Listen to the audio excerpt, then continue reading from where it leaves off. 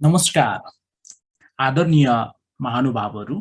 आसन्न स्थानीय तहको निर्वाचन 2079 साल वैशाख 30 गतेका दिन हुन गइरहेको छ। उक्त निर्वाचनमा सही तरिकाले मतदान गर्ने बारेमा यो श्रव्य दृश्य प्रस्तुत गर्दछु।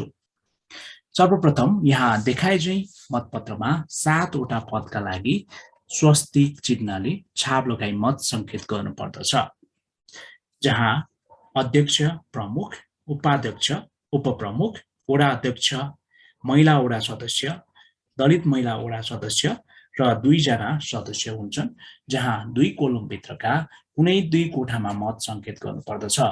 तपाईले आफूले चाहेका आफ्नो जनप्रतिनिधिको चिन्हमा मतदान गर्नुपर्दछ। अब तपाईले निम्न तरिकाले गर्नुभएको मतदान सदर हुनेछ।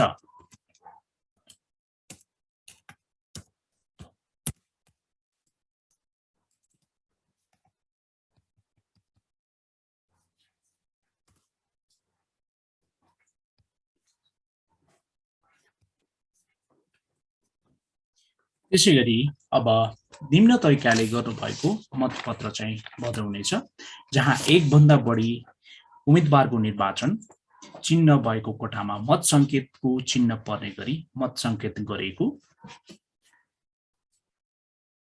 उम्मेदवार नरहेको निर्वाचन चिन्हमा मात्र मत संकेत नगरी अन्यत्र मत संकेत गरेको, उम्मेदवार नरहेको चिन्हमा मात्र मत संकेत गरेको, त्यसैगरी औंठा छाप वा अन्य चिन्ह वा छाप लगाई मत संकेत गरेको, मत संकेत चिन्ह नबुझिने गरी लतपतिएको,